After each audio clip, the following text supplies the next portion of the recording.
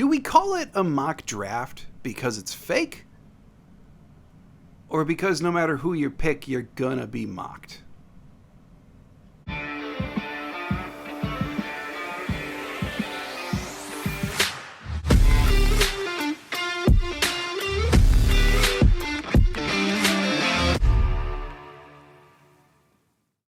What's up, everybody? Welcome to another episode of Lombardi Time Brews, where I'm your host, John Del Rey.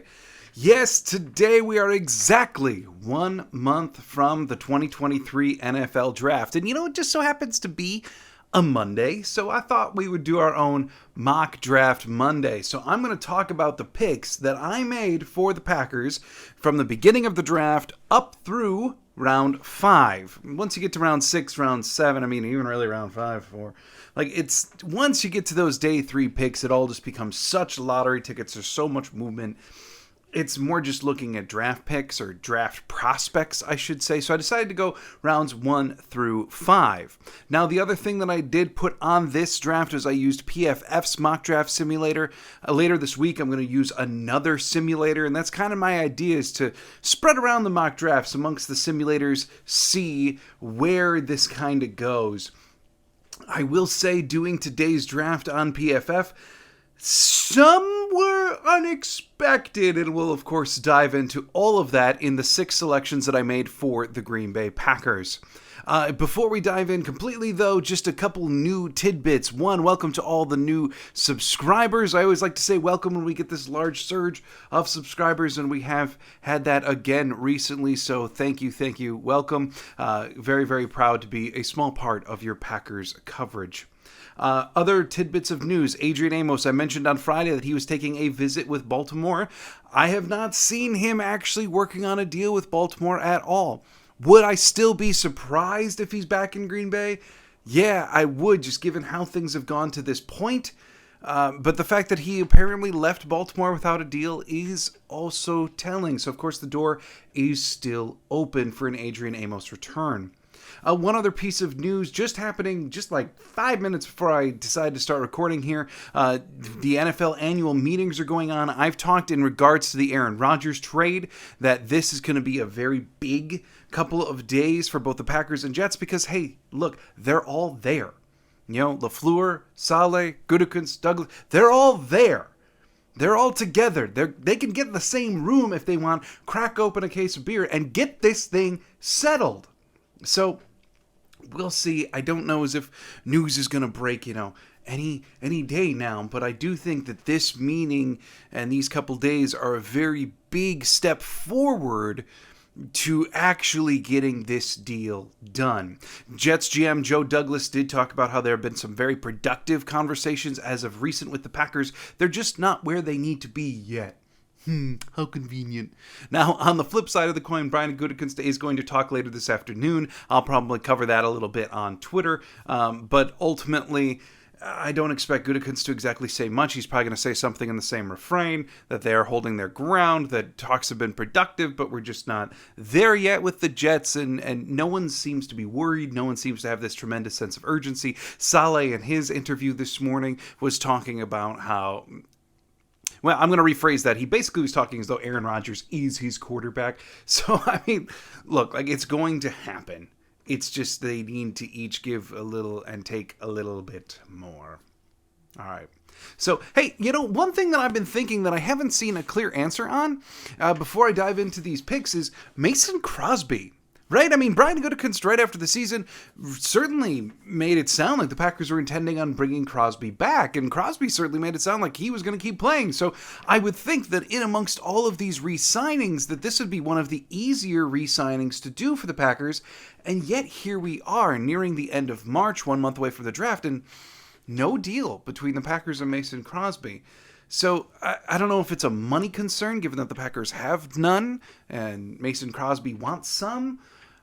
I don't know what's going on, but I don't see anyone talking about this either.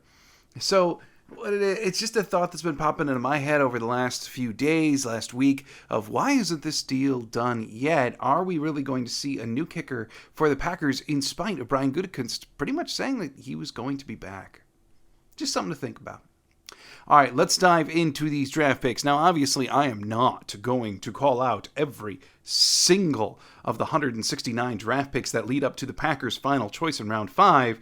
But what I am going to do is I'm going to read off the top 14 because, hey, I didn't do any trades. I took the Packers picks exactly as they are right now. I didn't negotiate any trades. I didn't lump in any hypotheticals for Aaron Rodgers. So understand that the draft is going to look, in all likelihood, more complete than this for the Packers, because I do believe that trade still does get done before this year's draft. I do believe that the Packers will have more capital than what I was able to pick with here. So just bear that in mind. I am going to call off the first 14 picks to give you an idea what I was working with in round 1, since that's the names that most people are familiar with. But thereon, let's kind of give some highlights and then some rationale as to why I chose each player that I did for the Green Bay Packers. So starting off, round 1, going all the way up to pick 15, pick 1, Bryce Young. Pick 2, Will Levis. 3, Will Anderson Jr. 4, C.J. Stroud. I told you it was going to get weird. 5, Christian Gonzalez. 6, Tyreek Wilson. 7, Jalen Carter. 8, Anthony Richardson. 9, Paris Johnson. 10, Peter Skoronski. 11, Joey Porter Jr. 12, Luke Van Ness. 13, Quentin Johnston. 14, Jackson Smith-Jigba. Now, obviously, that one was a little sad to have him picked right before the Packers went. I am a fan of his, as are, I would say, most people that I've seen in the Packer fandom. But with Johnston out, with Jackson Smith-Jigba out, I mean, like, look, wide receivers, unless you want to go to Hyatt all the way at pick 15, which I don't think is a practical use of that pick. Later on, certainly, but not at pick 15. And then you got to look at the offensive tackles, too. Broderick was still available since Paris Johnson and Peter Skoronski both went for him, which is quite odd for mock drafts. But, there is one major name that didn't get picked, and I picked him. Pick 15 for the Green Bay Packers would be Devin Witherspoon. Yeah, I mean, look, this is probably the top cornerback in the draft, bar maybe Christian Gonzalez. I think at least some people do consider him to be the top pick in the draft. But here we have Gonzalez going pick 5 and Joey Porter Jr. even going at pick 11. And if the Packers realistically can nab Witherspoon at pick 15, I think you have to do it.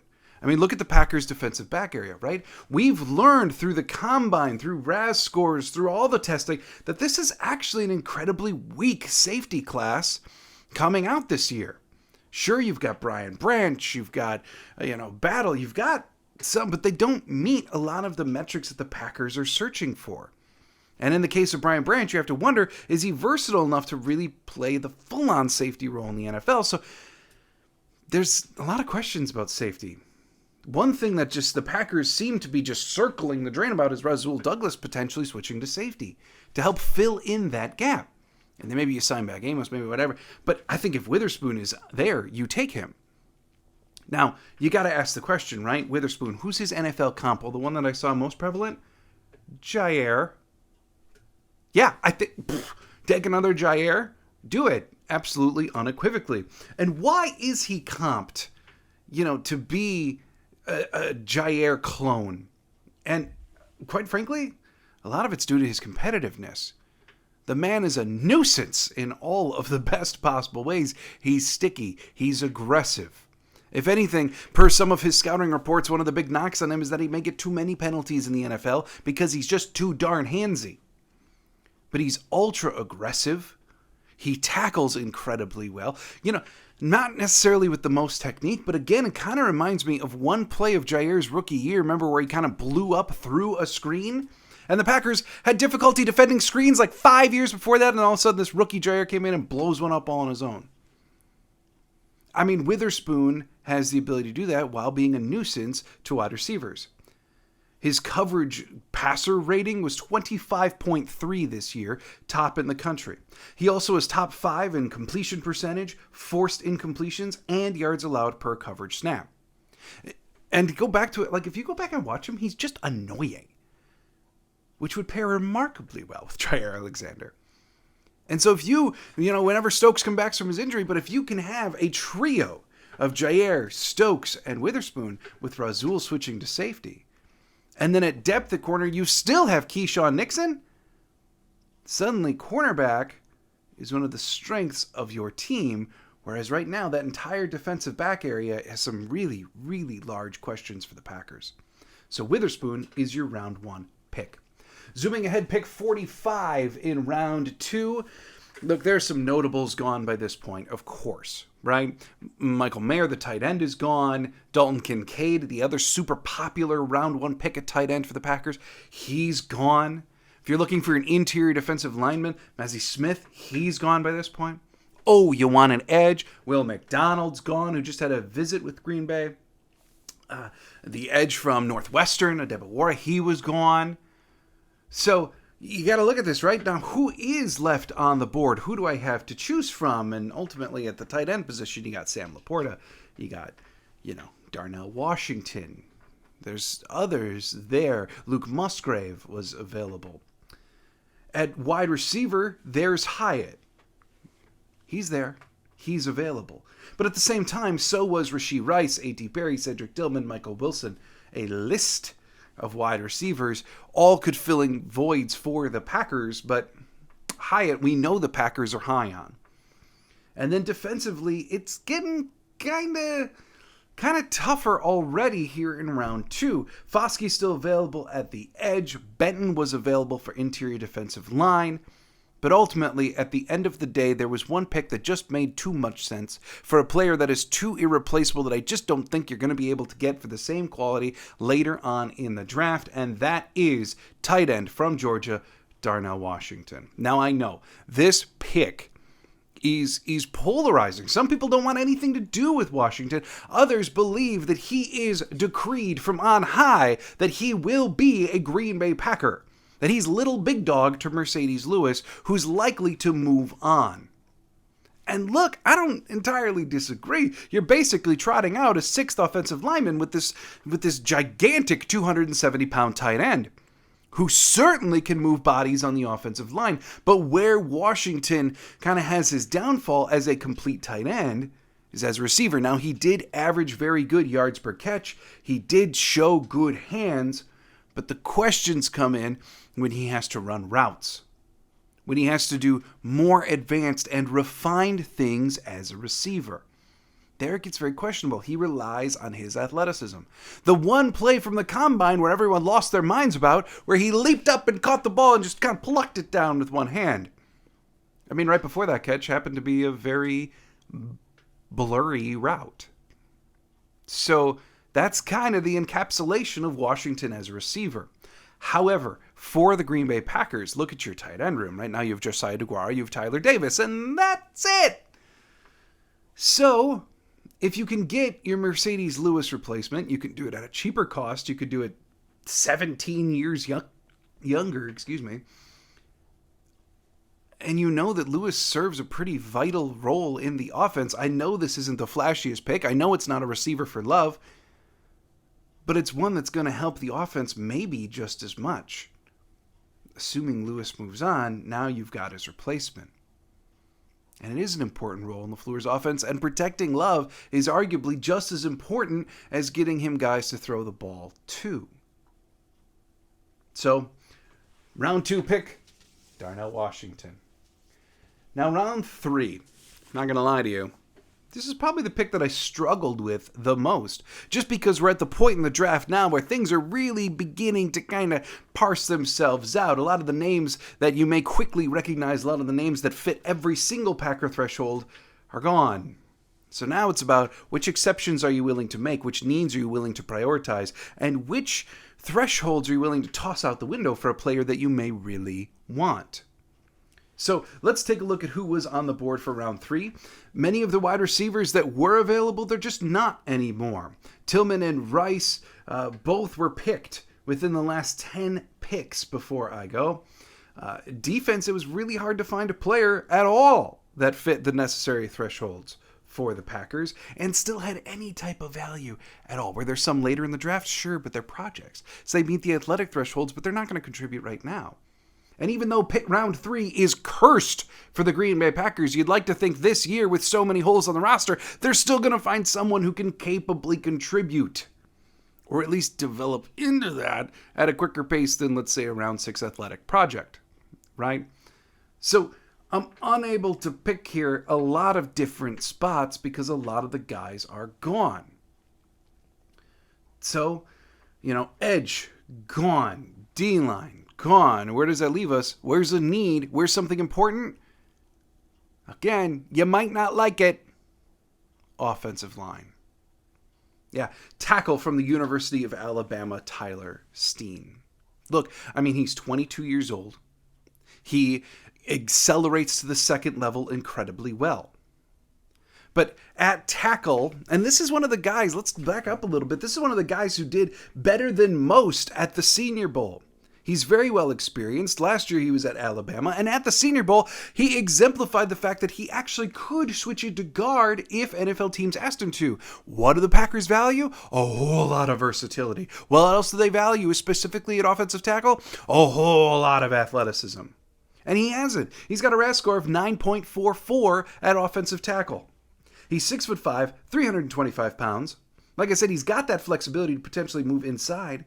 But when you watch him, he gets to the second level. He can charge with a full steam ahead. But where he really seems to lack is sometimes his feet get a little slow, and he has to lunge outward at quicker edge players who are able to get around him quickly. And that's believed to be an even bigger problem in the NFL than it occasionally was in college. His production at Alabama as the left tackle this year did leave a little something to be desired in the pass blocking realm. However, what are the Green Bay Packers right now? Projected by a lot of metrics to be a top 5 pass blocking unit in the NFL, and that is even without Yash, who hasn't signed his tender yet. So I think in round 3, one of the most athletic offensive linemen in this draft, when the cutoff here, or the drop-off from Steen to the next available lineman, especially at the tackle position, is pretty drastic, I think makes a lot of sense. And plus, looking at the 2023 offensive line, yes, whether Yash returns or not, you're pretty well set with your starting 5. If Rosh returns, you're well set with your top 6. But what about 2024? Yash will be a free agent again. The likelihood of Bakhtiari hanging on another year with that contract is fairly unlikely, because this year, remember, the savings were pretty minimal. It was $5.9 million savings in cutting Bakhtiari before June 1st. Plus, do you really want to do that when you don't have a full-fledged plan at left tackle? Not really. But in 2024, those savings become a lot more substantial, and his cap number becomes a lot heavier. So the likelihood of them moving on next offseason is a lot higher than it was this offseason, in which case, what are you going to do to maintain such a good pass-blocking offensive line? Getting a guy like Tyler Steen in, who can contribute this year in some ways while developing towards being a future anchor, could be a good move for the Green Bay Packers. I know this isn't flashy. I know I haven't chosen a wide receiver yet. I know that there are things that are substantially more exciting, and there's lots of little dudes who run really fast that I haven't gotten to yet. But realistically, the Green Bay Packers are in a lot of ways a team that saves the flash for defense. And don't worry, we're getting there. Now, round 4. Yeah, I know, I pulled a goot. I was just talking about wide receivers, right? Well, by the time we get to round 4, there's a whole nother run on them. Michael Wilson, gone. Jonathan Mingo, gone. Trey Palmer, gone. I pulled a goot. I waited too long. Beyond that, though, DL and edge, there's at least some players to consider now. Defensively, where are your holes on defense yet? You picked Witherspoon in round 1. Where's the holes defense? You need more depth at DL. You need more depth on the edge. Flipping to the offensive line, you've got Washington for tight end. Could they pick another one? Absolutely. Wide receiver is a hole. Offensive line, you already picked a hyper-athletic prospect to go into there, so you really don't need that. I don't think you're picking a running back yet. And you're maybe going to pick a quarterback if the right one is available. Instead, I took a look at who is available, and the top one for me was Moro Ojomo. Yes, defensive lineman, 21 years old in spite of being a senior. Yes, he's young for his grade in college, reminding me somewhat of a 20-year-old Kenny Clark back in the day from UCLA. Now, some scouting circles believe Ojomo to be more of a 4-3 end, but realistically, this is a guy who's 6'3", 293 pounds, with a RAS score of 8.78. and that's a RAS score factoring in on the interior defensive line. He fits every single one of the Packer thresholds, including age. But here's the concern. His productivity in college didn't necessarily mesh with his athletic testing. He was a menace in the run game, which realistically the Packers could use a lot more of, considering that they're not great at defending the run. So, if you're telling me that in round 4, they could get a 21-year-old, 293-pound, 3-4 defensive end realistically, with still some room to gain some weight on that frame, perhaps play a little bit of nose tackle in the right packages, who's a menace at stopping the run, the big knock on him is his pass rush tools. His pass rush capabilities are still in development. But this is a guy who, from my background information, 1, was relatively tough to find in some ways, but 2, this is a guy who came from Nigeria, was given 1 year by his parents to earn a scholarship, and he did. And he has continued fighting all the way throughout his college career to now reach this point. Those are the types of stories that play incredibly well, especially in Green Bay, for a team that likes to value high motor, high character, relentless types, especially on the D-line. So he has a diverse skill set for stopping the run. He's explosive at stopping the run. Where he struggles is in pass rush. And right now, they may be able to use a guy like this that they can lean into the pass rush abilities. Given the depth at defensive line, I mean, look, you've got Slayton, you've got Clark, you got Wyatt, but after that, it gets real thin, real fast. So let's go to round 5. Now here the Green Bay Packers had 2 picks, and I'm going to cover these fairly quickly, but boy, oh boy, it's finally time. If you wanted a fast wide receiver, if you wanted all of your dreams to come true with the person who catches the ball, I do believe I just took care of you. And in round 5, 6'3", 220 pounds, the RAS score of 9.96, one of the best ever for a wide receiver, happens to be Bryce Ford Wheaton. Yes, from West Virginia, this man has every single physical tool you want. The one thing that dragged down his RAS score a little bit was his agility scores. Especially the 3-cone seemed to be the one that was lacking behind the others. And you do see that a little bit when he plays football, that his short-term burst isn't necessarily as good as it should be for a player who's fast as him, running his 40 in the 4.3s, and yet his short-term burst is tight at times. But here's the thing. He has track runner speed, and he blocks well. If ever there were a Green Bay developmental prospect at wide receiver, how about one who's 6'3", well over their height threshold, 220 pounds, well over their weight threshold, and runs like a gazelle, and blocks? That's Matt LaFleur's music, y'all. But the one thing that he doesn't seem to do well, and this is where he comps to Christian Watson ever so slightly. The big complaint about Christian Watson coming out of college was, well, the guy's only run 5 routes. How's he going to be as an NFL receiver? We don't know if he can run routes. Well, kind of the same thing here. Bryce Ford Wheaton had a very, very limited route tree, and he pretty much only lined up on the left side. So the question, very naturally, like it was for Watson, is it because he can't do anything else, or is it because that's what he was called for? Watching him, his big struggle is route running. He is very comfortable in traffic, but because he is such an elite athlete, he doesn't necessarily work to create separation. He doesn't work at being uber precise because his athleticism lets him get away with not having to. He can get open just by big man run fast. So if the Green Bay Packers, who do place an emphasis on precise route running, although maybe a little bit less so now that a certain trusted dependent quarterback is going to be gone, maybe you can take a flyer on a lottery ticket wide receiver who's hyper-athletic, and can you just imagine if they can develop him as a receiver, put Dobbs in the slot, Watson and Ford Wheaton outside, you're cooking, and not many teams are going to be able to keep up. Last pick, and I was very, very surprised that this player would be available at pick 170, especially after his very, very strong combine, but finally I'm able to address the edge position, and that's going to be Yaya Diaby. Yes, edge player. He is going to turn 24, so he's a little on the older side, but he's a very, very high motor player, a 9.84 RAS score, 6'3", 263 pounds, right around where the Packers like their edge guys. Generally, 265 is the cutoff, but like have a big meal, and he's right there.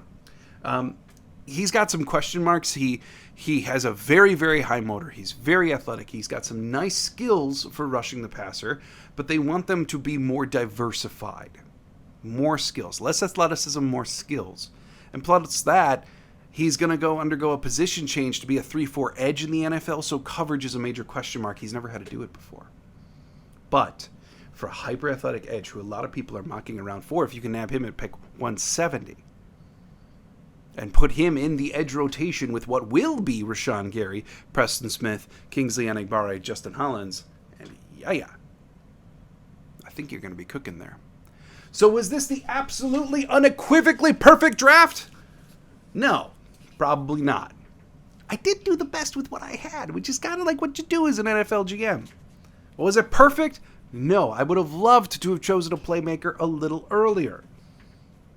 Just because, look at the Packers wide receiver room right now. It's Christian Watson, Romeo Doubs, Samori Toure, and then, they just straight up need bodies at receiver and tight end.